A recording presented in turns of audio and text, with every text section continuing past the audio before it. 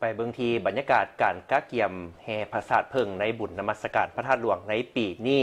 โดยเฉพาะก่อนฮอดมือแห่พระธาตุเพิงไปสู่บุญนมัสการพระธาตุหลวงในมือขึ้น14ค่ำเดือน12ก็คือมืออื่นกงกับวันที่4เดือนพฤศจิกายน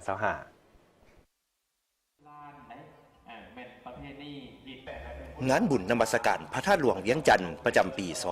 2025จัดขึ้นเป็นเวลา5วัน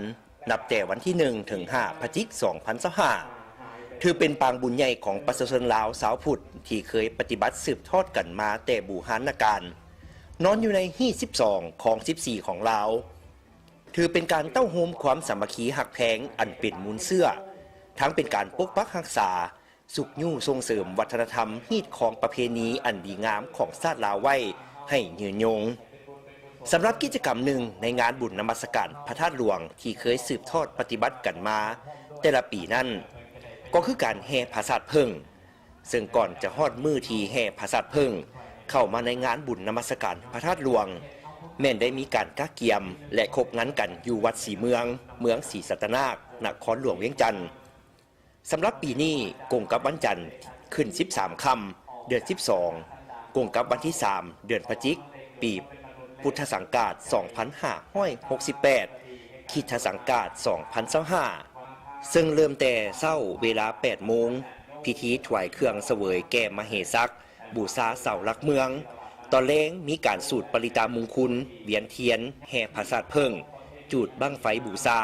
เจ้ามเหสักหลักเมืองถือว่าสำเร็จพิธีทางฮีตของและศาสนาส่วนวันอังคารขึ้น14ค่ำเดือน12กงกับวันที่4เดือนพฤศจิกปีพุทธศักราช2568คริสตศักราช2025เวลา 13 โมงเต้าโฮมพระธาตุเพิงจาก4ตัวเมืองในอยู่หน้าวัดหนองบอนเวลา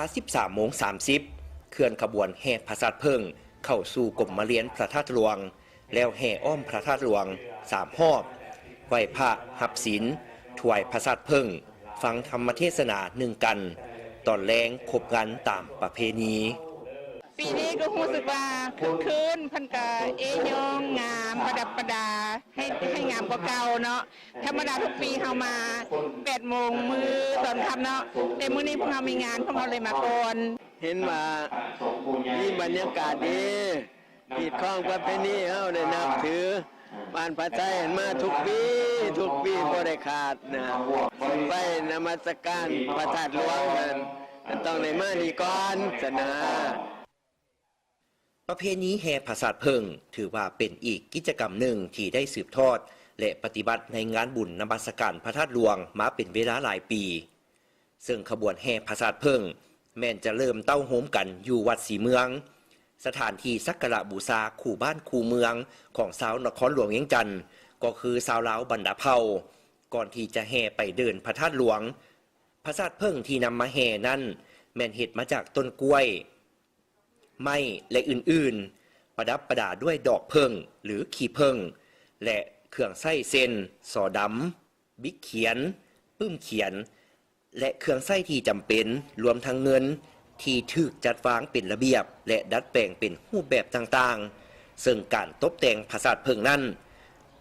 อาจมีความหมายที่แสดงให้เห็นถึงความอุดมหังมีของประชาชนลาวในแต่ละระยะ